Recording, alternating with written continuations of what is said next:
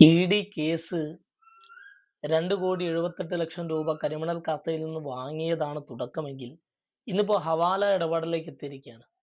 എന്റെ കൈകൾ ശുദ്ധമാണ് എന്ന് നിരന്തരം മീഡിയയ്ക്ക് മുമ്പിൽ വന്ന് പറയുക എന്നല്ലാതെ, ഈ ഇടപാടിനെ കുറിച്ച് ഒരു സാമ്പത്തിക ക്രമക്കേടാണ് ഈ ആരോപിക്കപ്പെടുന്നത്. അത് വിശദീകരിക്കാൻ വളരെ എളുപ്പമാണ്.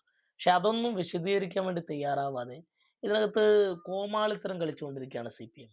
സിപിഎമ്മിന് അല്ലെങ്കിൽ ഈ വിഷയത്തിനകത്ത് പ്രതിസ്ഥാനത്ത് നിൽക്കുന്ന ആർക്കും ഒരാൾക്ക് പോലും കൃത്യമായിട്ടുള്ള ഒരു വിശദീകരണം കൊടുക്കാൻ വേണ്ടി സാധിക്കുന്നില്ല.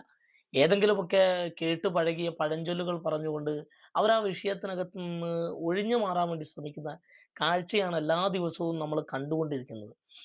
ഈ വിഷയത്തിനകത്ത് ഈ ഹവാല ഇടപാട് നടത്തി എന്ന് പറയുമ്പോൾ, ആ ഇടപാട് നടത്തിയിട്ടില്ല എന്ന് തെളിയിക്കാൻ അവർക്ക് സാധിക്കും. അവര് നടത്തിയിട്ടില്ല എങ്കിൽ. ഇനിയിപ്പോ കരിമണൽ കർത്തയിൽ നിന്ന് പണം വാങ്ങിയിട്ടില്ല എന്ന് തെളിയിക്കാൻ എളുപ്പാ. അതും തെളിയിക്കാൻ എളുപ്പാ. പക്ഷേ കരിമണൽ കർത്ത വളരെ ഏറ്റവും അവസാനം പറഞ്ഞിട്ടുണ്ട്.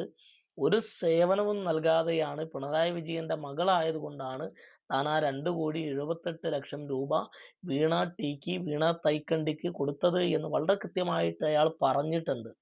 അപ്പോ ഇതിനകത്ത് നിങ്ങളുടെ കൈകൾ ശുദ്ധമല്ല എന്ന് കേരളത്തിലെ മുഴുവൻ ജനങ്ങൾക്കും കൃത്യമായിട്ട് അറിയുന്നത് കൊണ്ടാണ് ഇത്തരത്തിൽ 35 സീറ്റുകളിലേക്ക് ഒതുക്കിയിട്ട് പ്രതിപക്ഷത്ത് ഇരുത്തിയത്. ആ പ്രതിപക്ഷത്ത് ഇരുത്തിയിട്ട് പോലും തിരുത്താൻ വേണ്ടി തയ്യാറാവാത്ത, തിരുത്താൻ അറിയാത്ത സിപിഎമ്മിന് ഇനി എന്ത് സംഭവിക്കുമെന്നുള്ളതാണ് നമ്മൾ കണ്ട് അറിയേണ്ടത്.